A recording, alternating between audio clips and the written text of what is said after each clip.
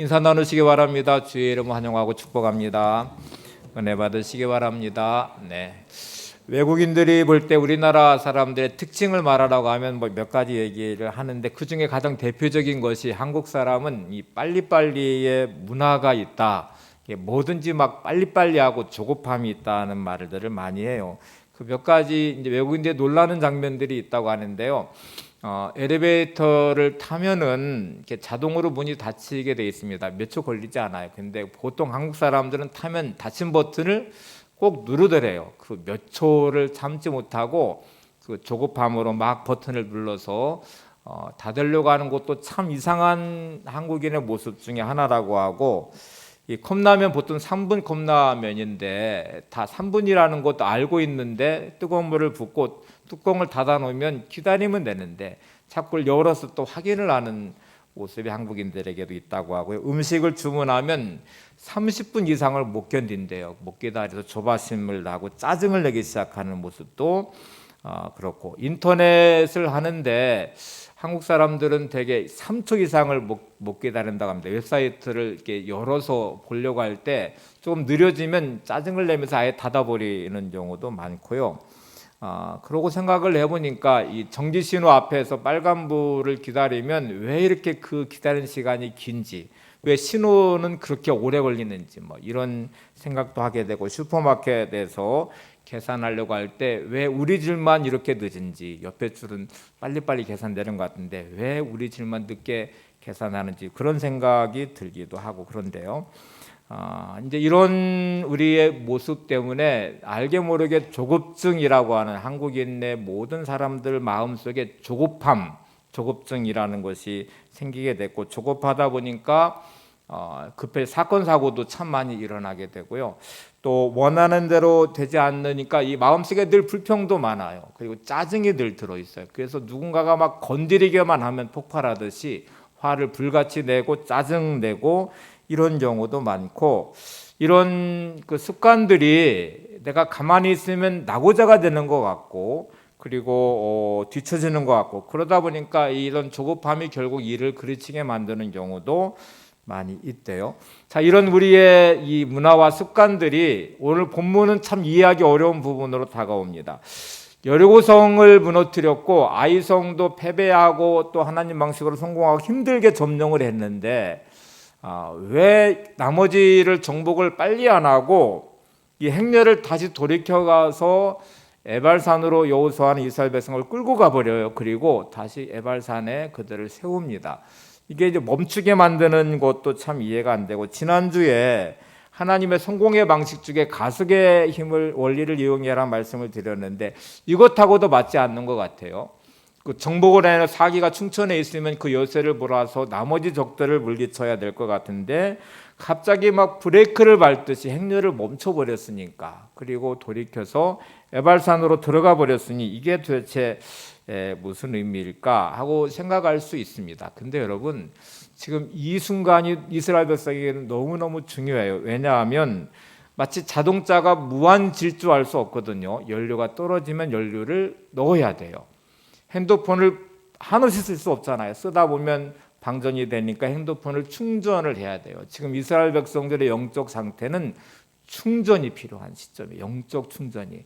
그리고 쉼이 필요한 시간이기도 하고, 그래서 우리가 오늘 설교 제목이 영적 하프타임인데, 우리에게는 이런 시간이 필요 없을까? 내가 살아온 인생의 여정에 바쁘고 힘들고 해야 할 일이 많고 그래서 쉼이 없는 인생이 될 때가 많은데, 그냥 육신의 쉼의 자리를 넘어서 영적으로 하나님 앞에서의 쉼과 영적인 이 하프타임의 시간이 필요하다고 생각을 합니다. 하프타임이라는 용어는 경기할 때에 이제 그 중간에 쉬는 시간을 말하는, 특별히 축구를 생각해 보시면 전반전 45분을 경기를 하고 난 다음에 후반전 45분을 뛰기 전에 그 중간에 쉼의 시간이 하프타임의 시간 15분의 시간이 주어져 있어요. 자, 왜 하프타임의 시간을 가질까? 물론 전반전에 열심히 뛰었던 육체의 피로를 쉬어서 빨리 에너지를 충전시켜서 후반전을 뛰기 위한 준비의 시간이죠.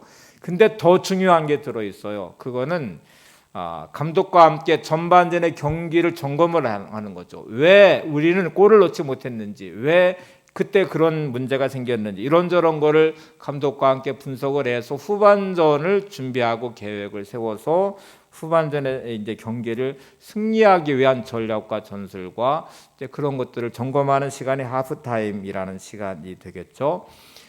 우리에게 이 하프타임, 경기할 때 쓰이는 하프타임이 인생에 적용되는 아주 중요한 전환점을 가져다 준 것이 밥 버포드가 쓴 하프타임이란 책 때문이었습니다.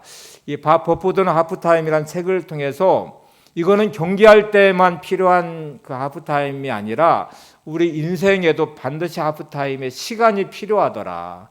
이 시간을 가져야만 결국 인생은 잘 살 수 있게 되더라 하는 이제 이 내용을 전하고 있는데, 이 내용의 중심에 자기의 경험을 말하고 있어요. 왜 내가 하프타임이라는 이 책을 쓰게 됐으며 이것이 왜 이렇게 인생에 중요한지를 자기의 경험을 통해서 말하고 있어요.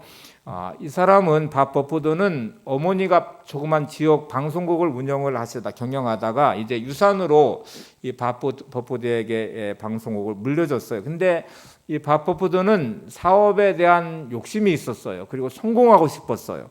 그리고 지역의 조그만 방송국이지만 좀 이렇게 확장하고 키워서 미국의 아주 유명한 방송국, 성공한 사람이 되고 싶었어요. 그래서 누구보다 열정적으로 그런 사업을 했고 방송국을 경영해서 그 60세가 됐을 때는 꽤 알려진 유명한 방송국이 돼 있었고요. 그는 꽤 성공한 사업가로도 알려졌습니다. 근데 60세가 되던 해에 그는 큰 사건, 사고를 경험을 하게 되는데, 어느 날 멕시코하고 이 텍사스하고 이 중간 지역에 료란데르 강이라는 강이 있어요. 근데 그 강에서 아들이 수영을 하다 익사 사고가 생겨서 죽는 사건이 벌어졌어요. 전혀 생각하지 않았던 일이죠. 그리고 갑작스럽게 아들의 이 죽음의 소식을 듣고 시체를 찾으려고 하는데 찾을 수가 없어요. 이게 어디로 떠내려갔는지 사람들과 함께 수색을 해보지만 찾을 수가 없어요. 며칠을 헤매고 찾는 그 어느 날 그 인생도 정지해버린 듯이 그냥 멈춰버렸는데, 이 하프타임이라는 용어가 머리에 아주 강하게 그를 자극했고 머리에서 떠나지 않는 거예요. 정말 바쁘게 살아왔고 성공했다고 말했고 사람들이 성공했다고 말하고 자기도 꽤 많은 성취를 또 성공을 이루었다고 생각했는데, 근데 인생이 그냥 멈춰버렸어요. 한 번도 생각해보지 않은 자식의 죽음을 만났어요.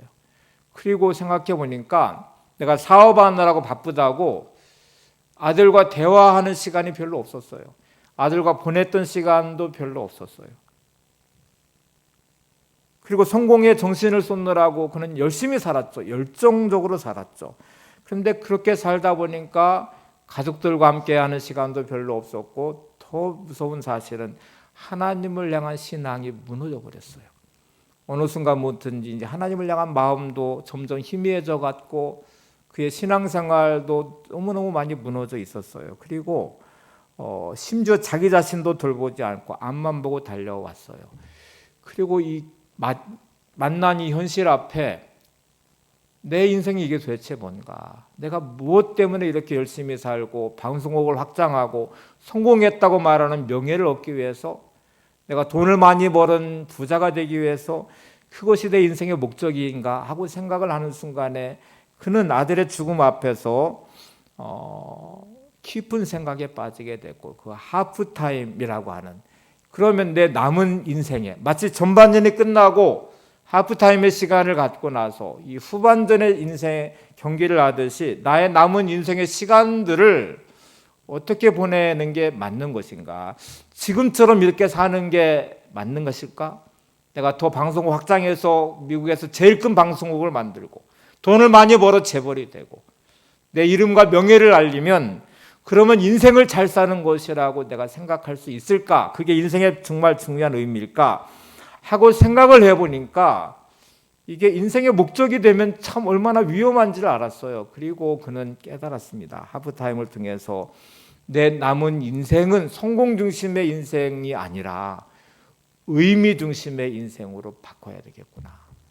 그게 인생의 목적이 돼야 되겠구나.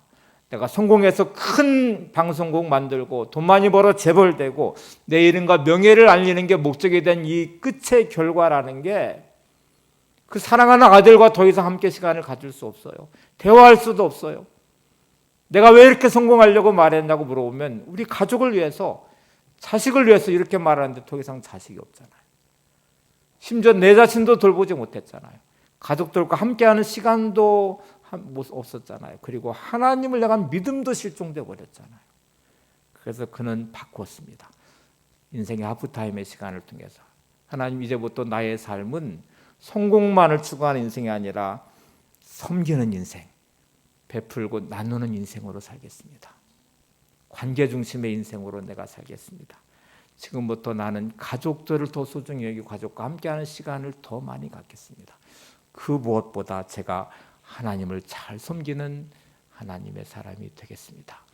그가 이 하프타임의 시간을 통해 바꿔낸 인생의 모습이었어요. 그리고 이 책의 전반에 흐르는 것은 인생을 성공 중심의 인생으로 살지 말고 의미 중심의 인생으로 살라고 말합니다.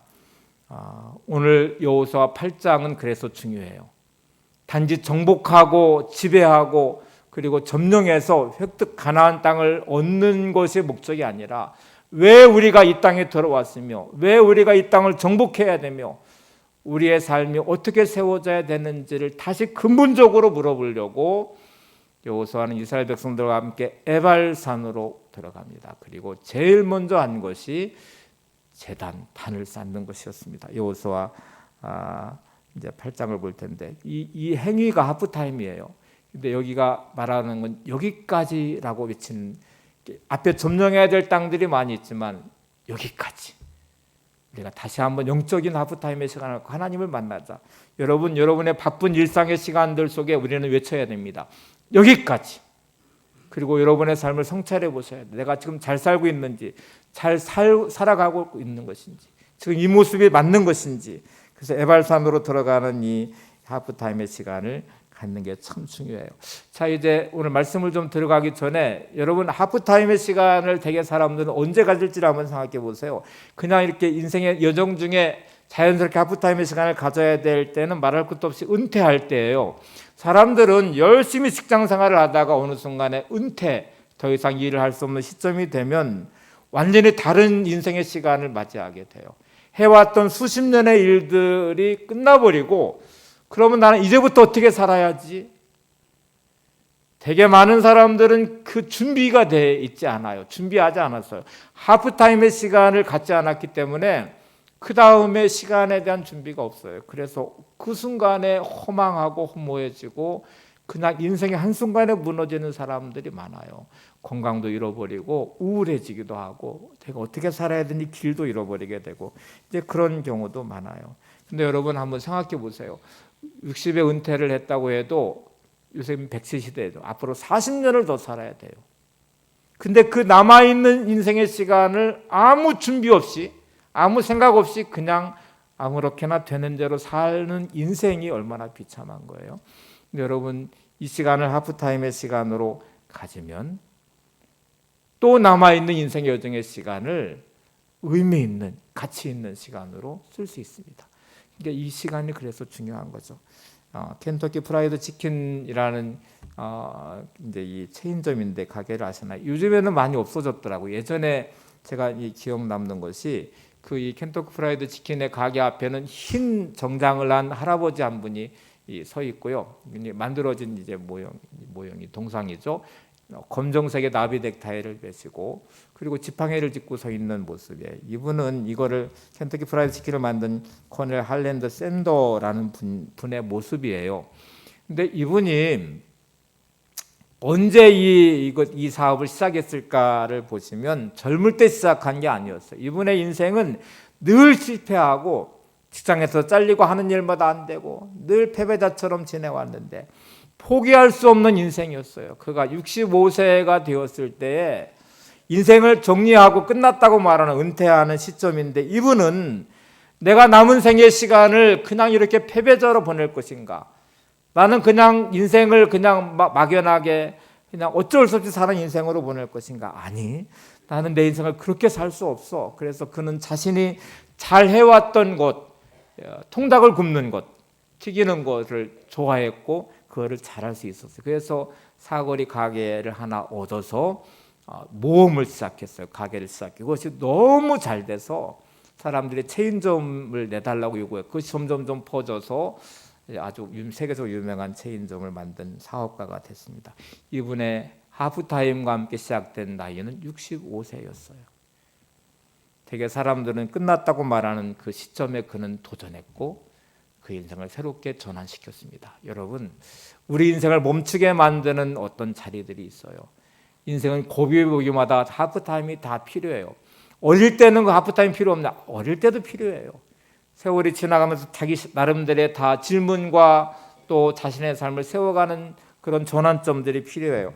자, 질문을 한번 좀 이렇게 볼게요. 10대, 20대의 주요 질문은 나는 누구인가? 라는 질문이래요.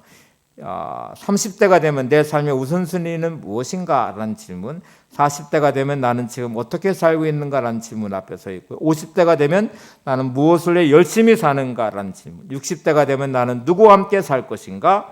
70대 이후가 되면 나의 미래는 어떻게 될 것인가? 라는 질문으로 자신의 인생을 세우는데 뭐 그 나이 때 그 질문만 하는 거 아니에요. 다 이 중요한 의미들의 질문들이 있어요. 10대에 나는 누구인가라는 질문은 정체성에 대한 부분이에요. 사춘기를 지나면서 내가 누구지? 또 사랑하는 사람을 만나 연애도 하게 되고 또 뭐 이제 군대도 가게 되고 이런 요동치는 10대, 20대 시간을 보내면서 정체성에 대한 답을 찾아가야 돼요. 30대가 지나면서 삶의 우선순위, 삶의 가치에 대한 부분이 회복이 돼야 돼요. 결혼하고 취업하고 또 아이를 키워가는 것, 또 40대가 되면 어떻게 살 것인가, 삶에 대한 문제, 삶의 방식에 대한 질문과 함께 직장 생활을 하든지 뭐 사업을 하든지 자녀를 양육해야 되고 또 성공에 대한 그런 꿈도 가질 수 있고요. 50대가 되면 무엇을 열심히 사는가, 어느 순간에 내가 왜 이렇게 열심히 살아야 되지? 나는 무엇을 해야 되지? 인생에 대한 아주 중요한 질문 앞에 서게 되죠. 삶의 목적에 대한 질문이죠. 60대가 될 때 비로소 관계를 생각하는 시기가 된대요. 그래서 나는 누구와 함께 살 것인가? 직장 생활을 퇴직하고 그 다음에 내 생애는 어떻게 해야 되지? 70대가 된 이후에는 미래는 어떻게 될 것인가? 점점 몸이 쇠약해져는 죽음을 앞에 두면서 나의 미래는 어떻게 될 것인가 하는 질문을 하게 된다. 여러분, 다 하프타임이 필요한 인생의 시간들이에요. 저와 여러분들은 2020년이라는 시간을 보내왔어요. 이제 앞으로 2주 남아 있거든요. 그러면 우리가 하프타임의 시간을 가져야 되죠. 내가 어떻게 살아왔는지, 앞으로 우리는 어떻게 살 것인지, 이제 2020년을 어떻게 마무리하고 또 새로운 한 해를 어떻게 맞이하고 살 것인지에 대한 영적 하프타임을 갖는 사람하고 아무 생각 없이 그냥 이 해를 보내고 또 다른 한 해를 맞이하는 사람하고는 근본적으로 차이가 날 거예요. 그래서 하프타임의 시간을 갖는 것은 내 인생의 내면을 들여다보는 것입니다. 그리고 내 자신을 성찰하는 거예요. 유엔 사무총장을 지냈던 다크 함마르셀드라는 분이 이렇게 이 하프타임의 시간을 갖고 드디어 자기를 성찰하는 사람들에 대해서 이렇게 말합니다. 내면의 소리에 귀를 기울일수록 외부의 소리를 더 잘 듣게 된다. 여러분, 자신의 성찰이 이루어지는 사람이 비로소 다른 사람의 말에도 귀 기울일 줄 알고 그리고 경청하는 능력도 갖게 되고요. 주변의 상황들을 객관적으로 볼 수 있는 시선도 확보하게 된대요. 미국의 앤드 스탠리의 말 중에 지금 넘어진 자리가 인생의 전환점이다. 이건 하프타임을 가진 사람이 가지는 능력이에요. 힘들고 어려운 자리가 인생의 전환점입니다. 실패의 자리가 인생의 전환점입니다. 인생이 끝났다고 하는 은퇴의 자리도 인생의 전환점입니다. 내가 병들어서 내 하던 삶을 멈출 수밖에 없는 그 순간도 인생의 전환점입니다. 언제 가능하냐면 영적 하프타임의 시간을 가질 때 가능해요. 그래야 전환점이 되는 삶의 자리에 세울 수 있습니다. 하프타임의 시간을 가지면 반드시 여러분은 3가지 질문을 하시면서 답을 찾아가셔야 돼요. 첫 번째는 나는 이 위기를 어떻게 인생의 전환점으로 삼을 것인가. 여러분, 지금 만난 문제를 에너지 삼아서 인생의 새로운 발판을 삼아 도약하는 전환점이 되는 시점이 되도록 영적 하프타임의 시간을 가지시고 이 질문의 답을 찾아가셔야 돼요. 이 위기를 어떻게 내가 전환점으로 전화위복의 기회로 삼아서 이거를 바꿔낼 것인가? 내 인생을 이렇게 사는 거로 끝내지 않고 어떻게 바꿔서 새로운 인생으로, 가슴 뛰는 인생으로, 하나님 영광 받으시는 삶으로 세울 것인가에 대한 질문의 답을 첫 번째 찾으셔야 되고요. 두 번째는 이 바퍼포드의 이 아들의 죽음 앞에 그를 바꿔낸 것처럼 의미 중심의 삶으로, 관계 중심의 삶으로 반드시 전환시키셔야 돼요. 여러분이 하고 있는 일들, 삶의 모습은 함께 더불어 살아가는 가족들과 또 여러분 함께 일하고 있는 동료들과 또 여러분과 함께 신앙생활하는 사람들과 어떻게 더불어 함께 잘 살아갈 수 있는지, 나만을 위한 인생이 아니라 다른 사람을 위한 인생으로, 바퍼포드는 섬기고 베푸는 인생으로, 나누는 삶으로 전환시키듯이 그럼 바꾸는 두 번째 질문에 대한 답도 찾으셔야 돼요. 세 번째는 이 위기에서 어떻게 하나님의 뜻을 깨닫고 그 뜻을 실천하며 살 수 있을까? 바퍼포드가 가장 후회했던 부분이 하나님과의 관계가 망가진 부분이었어요.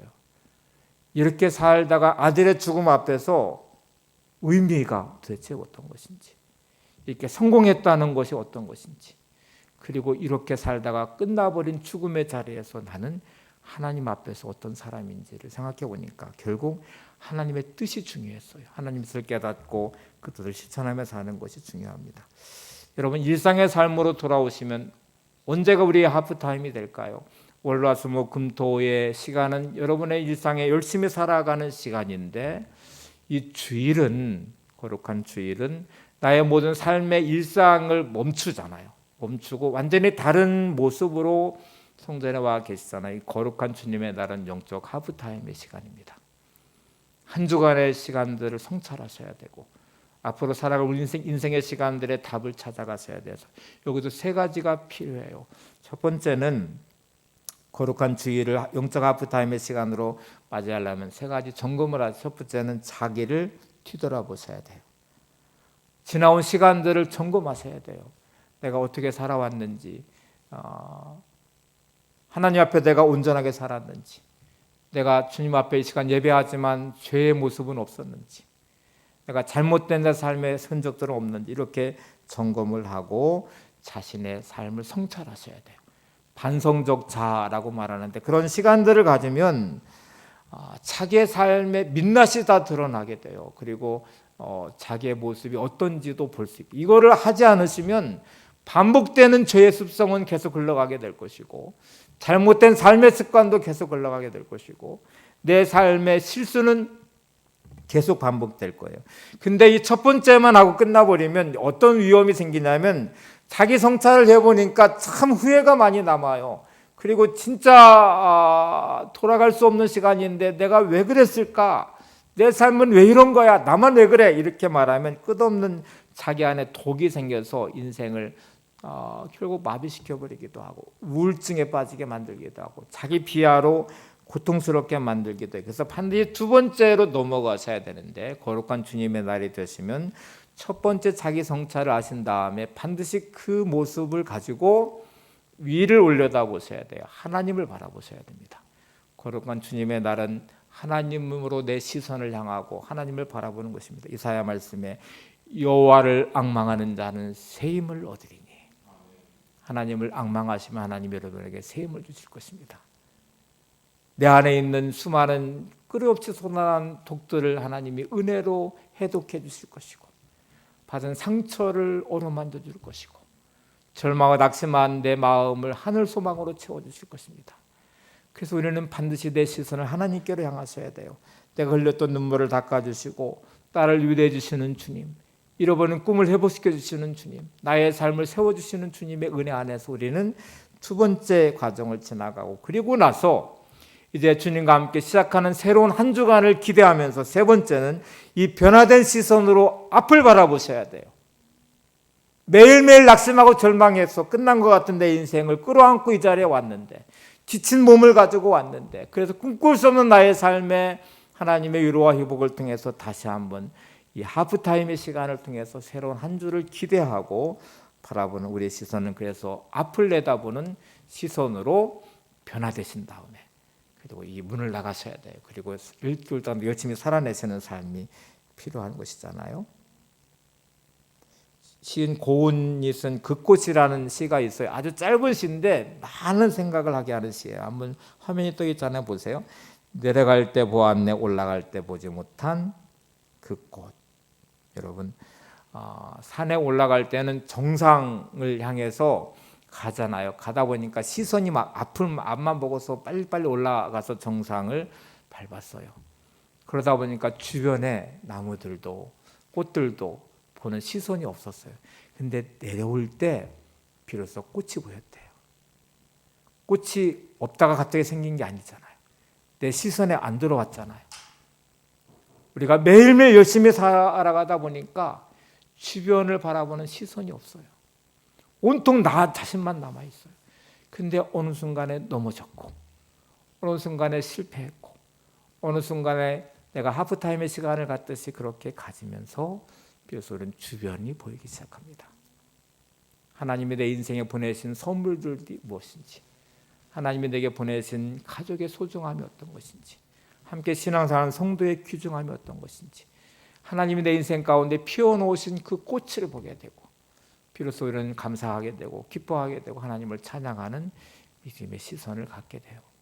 그래서 여러분 영적 하프타임의 시간을 가지셔야 돼요. 그리고 주변을 둘러보셔야 돼요. 하나님이 내 인생 가운데 피워놓으신 꽃들을 보셔야 돼요. 그 아름다움을 보면서 기뻐하시고 감사하시고 찬양하셔야 돼요. 오늘 이 본문에 이 단을 쌓는다는 말이 이제 30절에 나오는데 이 단은 우리가 이 제단이라고 교회를 말하고 단을 쌓는다는 것을 예배라고 말하잖아요. 하프타임의 시간은 누가 주는 게 아닙니다. 때로는 어쩔 수 없이 갖는 시간이기도 하지만 여러분 스스로 바쁜 일상의 중에도 하루에도 새벽의 시간이 하프타임이 되게 할 수 있고 또 저녁의 시간을 하프타임으로 시간을 삼을 수도 있고 점심의 시간에 잠깐 하프타임의 시간을 가질 수 있고 여러분이 그 시간을 마련하셔야 돼요. 그리고 그 시간을 하나님 앞에 서시고 하나님 앞에 세워놓으시는 게 중요합니다. 자, 이렇게 제단 앞에 단을 쌓고 이제 에발산에서 단을 쌓은 여호수아가 31절을 보시겠어요? 이렇게 말을 해요. 이는 여호와의 종 모세가 이스라엘 자손에게 명령한 것과 모세의 율법책에 기록된 대로 새 연장으로 다듬지 아니한 새 돌로 만든 제단이라. 무리가 여호와께 번제물과 한목제물을 그 위에 드렸습니다. 이제 말씀으로 좀 주목해 볼 텐데요. 자, 에발산에서 여호와께 단을 쌓은 여호수아가 이거 내가 임의적으로 한 게 아니야. 이거는 하나님께서 명령하신 것이고 우리가 광야에 있을 때 모세를 통해서 이미 우리가 명령받은 거였어 하고 말하면서 이렇게 말을 해요. 근데 그 제단을 여러분 제단을 쌓을 때 좀 이왕이면 예쁘게 또 새 연장으로 막 다듬어서 모난 부분은 깎아내고 다듬어서 쌓으면 좋을 것 같은데 하나님이 뭐라고 모세를 통해 명령하신다면 절대로 새 연장을 되지 말아라. 자연 그대로 있는 대로 쌓아라 이렇게 말. 신명기 27장 5절을 보세요. 광야에 있을 때 모세가 하나님 말씀을 이렇게 대언해줬습니다. 또 거기서 내 하나님 여호와를 위해 제단 곧 돌단을 쌓을 때 그것에 새 연장을 대지 말지니라. 이 말씀에 따라서 있는 돌에 새 연장을 대지 않고 제단을 쌓았다는 말이 31절의 말씀이거든요. 여러분 하나님께서 지금 이스라엘 백성들에게 에발산에서 이 제단을 쌓을 때 새 연장을 대지 말라고 말합니다.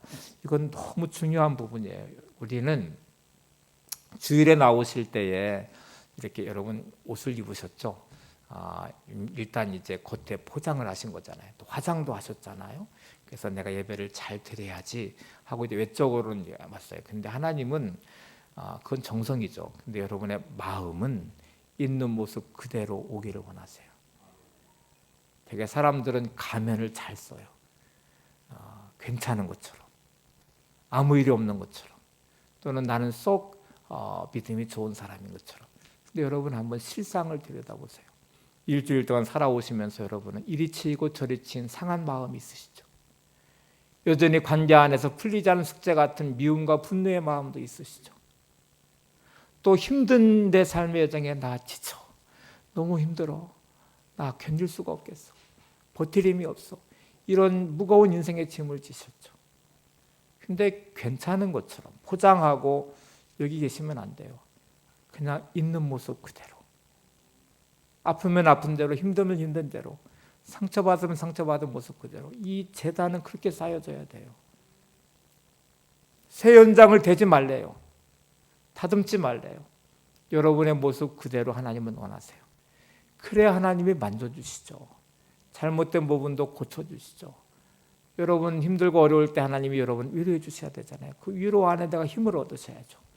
내가 감당할 수 없는 인생의 짐같이 느껴질 때 수고하고 무거운 짐자들아 다 내게로 와, 내가 너희를 쉬게 하는 주님의 이 초청의 말씀에 내 인생의 짐을 내려놓죠. 그래서 여러분 제단을 쌓을 때는 그냥 있는 그대로 쌓아라. 새 연장을 대지 말아라. 이게 로마서 12장 1절의 말씀으로도 해석할 수 있을 거예요. 로마 12장 1절이 이렇게 말합니다. 그러므로 형제들아, 내가 하나님의 모든 자비하심으로 너희를 권하노니 너희 몸을 하나님이 기뻐하시는 거룩한 산 제물로 드리라. 이는 너희가 드릴 영적 예배니라. 하나님께 드린 영적 예배는 여러분의 몸을 산 제물로 드리는 것입니다. 여러분의 모습 그대로 하나님께 올려드리는 것입니다. 그래서 이렇게 여러분이 제물 되어서 하나님께 올려드리는 이 거룩한 산 제물이 되시고 예배자가 되시기를 바랍니다. 그 다음에 이렇게 또 말씀을 하세요. 여호수아 8장 32절에 보시면 여호수아가 거기서 모세가 기록한 율법을 이스라엘 자손의 목전에서 그 돌에 기록하매. 여러분 하나님의 말씀을 어디에 기록하고 있어요? 돌에 기록하는데 어떤 돌이냐면 그 돌, 제단을 쌓은 그 돌에 기록을 하라고 해서 지금 그 돌에 하나님의 이 말씀을 기록하고 있대요. 하나님의 말씀은 여러분의 마음에, 여러분의 생각에 기록하셔야 됩니다. 내가 가지고 있는 생각들, 내가 가지고 있는 마음들 그대로 주 앞에 나왔지만 이 모습을 올려드리고 하나님, 제 마음에 하나님의 말씀을 새겨주세요. 제 생각에 하나님 말씀을 기록해 주세요. 제 생각, 제 감정 그대로 가지고 나가지 않고 그대로 가지고 살지 않도록 하나님이 제 마음에 이런 것들을 다 씻어주시고 정결하게 해주시고 이곳에 말씀이 기록되게 해주세요. 말씀이 새겨지게 해주세요. 여러분의 마음 깊이, 여러분의 생각 깊이 말씀이 새겨질 수 있기를 바랍니다. 새겨진 말씀을 이제 묵상하고 선포하셔야 돼요. 그래서 34절에 이렇게 또 말씀이 이어져요. 그 후에 이제 말씀이 기록된 후에요. 여호수아가 율법적에 기록된 모든 것대로 축복과 저주하는 율법의 모든 말씀을 낭독하였으니. 자, 여러분 여기에 지금 나와 있는 말씀을 잘 보세요. 율법적에 기록된 모든 것대로 축복과 저주하는 율법의 모든 말씀을 낭독하였으니. 우리의 진짜 못된 습성 중에 하나가 뭐가 있냐면 나한테 좋은 것만 취하려고 하는 습성이에요. 나한테 좋은 말은 귀담아 잘 듣는데 싫은 말은 듣기 싫어요. 귀를 닫아버려요. 말씀 들을 때에 나한테 좋은 말씀은 잘 맞아, 이거 마음에 새겨야 돼, 생각에 담아야 돼. 근데 거슬리는 말씀이 탁 타오기 시작해요. 때로는 책망할 수 있고 때로는 진노하시는 하나님 말씀일 수 있고 저주하는 말씀이라는 표현도 나오잖아요. 근데 이거는 그냥 흘려보내요. 근데 여러분 모든 말씀입니다. 하나님이 주는 모든 말씀 앞에 때로는 나를 채찍처럼 쳐서 고쳐야 되고 내 감정을 비워놔야 되고 내 잘못된 습관을 고쳐야 되고 저주의 말씀 앞에 두렵고 떨림으로 주님의 말씀 앞에 서야 되고, 그래서 이 모든 말씀이 하나님 내게 선포되기를, 그 모든 말씀이 내게 들려지기를, 그 모든 말씀이 내게 묵상이 되어서 내 삶으로 실천되기를, 그래서 이 말씀이 선포될 때 그들은 순종하기를 고백하고 선언하고 드디어 이제 다시 행렬을 시작하는 내용이 이제 9장부터 나오는 내용이에요. 여러분 예배는 두 가지가 반드시 돼야 됩니다. 하나는 하나님 앞에 나왔을 때 내 감정과 내 생각과 내 마음의 모든 것들을 다 비워내셔야 돼요. 하나님을 향하는 시선을 가지고 하나님, 내 상한 마음도 비워내 주시고 내 분노와 미움의 감정도 비워내 주시고 부정적인 생각과 이런 모든 잘못된 내 삶의 모든 것들을 비워내시고, 예배는 그래서 비우는 것입니다. 내 모든 잘못된 것들을 비우시고 거기에 말씀으로 채우셔야 돼요. 은혜로 채우셔야 돼요. 비우고 채우는 것이 될 때 비로소 우리는 하나님과 동행하는 삶을 살 수 있습니다. 여러분, 여러분의 이 예배의 시간에 잘못된 모든 것들이 비워지는 시간이 되시기를 바랍니다. 내 분노와 미움의 감정도 비워지고 부정적인 생각도 비워지고 불신앙의 요소들이 다 비워지고 상한 마음들도 다 비워져 하나님의 은혜로 말씀으로 채우셔서 지금부터 나의 살아가는 인생 여정이 하나님과 동행하는 삶이 되기를 원합니다. 영적 하프타임은 바보드는 이렇게도 표현했어요. 숨은 그림 찾기와 같다. 여러분, 숨은 그림을 찾으려면 잘 보셔야 되죠. 이렇게 숨은 그림 말 그대로 숨어 있는 그림이에요. 그 그림 안에 숨어 있는데 그거를 막 가까이 되면은 잘 안 보여요. 좀 이렇게 떼어놓고 객관적으로 보셔야, 멀찍이 보셔야 거기에서 찾아낼 수 있잖아요. 여러분의 인생은 감정에 묶여 있어서도 절대로 볼 수 없고요. 세상에 묶여 있어도 볼 수 없고요. 이렇게 영적 하프타임의 시간을 통해서 비우고 채워진 말씀을 통해서 인생을 들여다보시면 하나님이 숨겨놓으신 그림들이 보일 거예요. 그리고 그걸 찾아내게 될 거예요. 그리고 그걸 따라서 여러분의 인생을 살아가게 될 것입니다. 토미 테니가 쓴 하나님의 관점이란 책 마지막으로 전해드리고 마칠게요. 이 책에 보면은 우리 인생을 변화시키려면 이제 영적 하프타임의 시간을 우리가 말할 수 있겠죠. 그러려면 관점을 바꿔야 된다. 나의 관점에서 하나님의 관점으로 바꿔야 된다. 책 이름 자체가 하나님의 관점이에요. 관점을 바꾸지 않으면 절대로 인생은 변화가 없다고 말을 해요. 근데 여러분, 내 관점에서 하나님의 관점으로 바꾼다는 것은 삶의 식을 바꾸는 거겠죠. 인생의 방향을 바꾸는 거겠죠.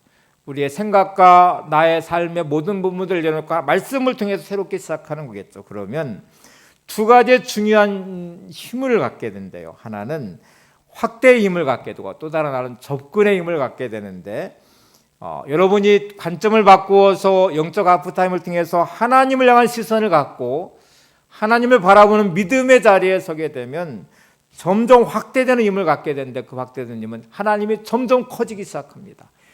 내 인생 가운데 온통 문제만 커지고 그 안에 두렵고 떨리고 염려 걱정했던 내 삶의 문제에 질문했던 내 자신이 하나님이 점점 커져가기 시작하면서 확대되는 거죠.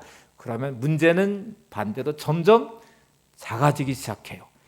큰일 난 것처럼 생각했던 게 하나님이 점점 커지기 시작하면서 별것 아니네, 아무것도 아니네, 내 인생에 진짜 큰 문제인 줄 알았어요. 근데 하나님이 내 안에 점점 커지기 시작하면서 그건 대수롭지 않은 별것 아닌 것이 되고 나중에는 아무것도 아닌 것이 돼요. 오히려 합력의 선을 이루듯 하나님의 기적의 재료가 되기도 하고 하나님의 능력의 통로가 되기도 해요. 그래서 여러분, 관점, 하나님의 관점으로 바꾸셔서 이 확대의 힘을 가지시기 바랍니다. 여러분의 인생 하나님이 점점 커져가시기를 바랍니다. 그래서 내 인생의 문제는 별것 아닌 것처럼 여겨지셔야 하나님 함께 하시는 순간에 다윗이 관점을 바꿔 하나님의 군대를 이스라엘 백성들을 보고 하나님의 관점을 가질 때 거대한 골리앗이 아무것도 아닌 게 되잖아요. 물맷도 5개 아니 하나만으로도 충분했잖아요. 우리가 그래야 되잖아요. 골리앗 같은 거대한 문제 앞에서 두렵고 떨리던 우리들이 하나님 앞에 내 자신을 세우고 하나님의 관점을 가지니까 하나님이 점점 커져가면서 골리앗 같은 문제가 아무것도 아닌 게 되죠. 두 번째는 접근의 힘을 갖게 된대요. 마치 따뜻한 겨울에 따뜻한 난로가 있어요. 근데 멀리 떨어져 있으면 그 온기가 전해지지 않는데 가까이 가면 갈수록 그 따뜻한 온기가 전해지는 것처럼 여러분, 하나님의 관점을 가지면 점점 하나님과 가까워지기 시작합니다. 하나님과 가까워지기 시작하면 하나님이 주시는 은혜의 통로가 열려져요. 그리고 흘러오는 하나님의 은혜를 경험하게 돼요. 그때 하나님은 나에게 창조자 하나님이시고 능력의 하나님이시고 치료자 하나님이시고 전능하신 하나님이시고 나를 사랑하시는 그 하나님이 나를 붙잡고 계시고 나를 인도하시고 나의 삶에 은혜를 베풀어 주심을 알아요. 그래서 이 접근의 힘을 가지면 하나님의 놀라운 능력의 통로가 열려지게 될 것입니다. 은혜 안에 회복되는 삶을 살게 될 것입니다. 여러분, 우리 모두에게는 하나님의 하프타임이 필요합니다. 에발산으로 들어간 이스라엘 백성과 같이 거룩한 하나님의 자리로 만나는 예배의 자리로 가시기 바랍니다. 그리고 바쁠 때마다 시간을 내셔야 돼요. 누가 나한테 내주는 어느 때는 어쩔 수 없이 하프타임의 시간을 가질 수밖에 없는 자리가 있어요. 그것도 기회예요. 바법보다는 자식의 죽음 앞에서 그 시간을 가졌대요. 근데 여러분, 일상의 삶에 여러분이 스스로 하프타임의 시간을 가지시기 바랍니다. 이 거룩한 주님의 날을 영적 하프타임의 시간으로 가지시고 하나님을 깊이 만나는 은혜의 자리에 세워지시기를 바랍니다. 내 모습 이대로 찬양을 부르실 텐데 가사를 한번 보세요. 내 모습 이대로 사랑하시네, 연약함 그대로 사랑하시네, 나의 모든 발걸음 주가 하시나니 날 인도하소서. 주의 날개 아래 거하는 것, 주의 임재 안에 거하는 것, 나의 가장 큰 소망, 나의 가장 큰 은혜, 주와 함께 동행하는 일. 오늘 이 거룩한 이 시간에 영적 하프타임의 시간을 가지고 오늘 이 고백을 드리시기를 바랍니다. 찬양하고 기도하겠습니다.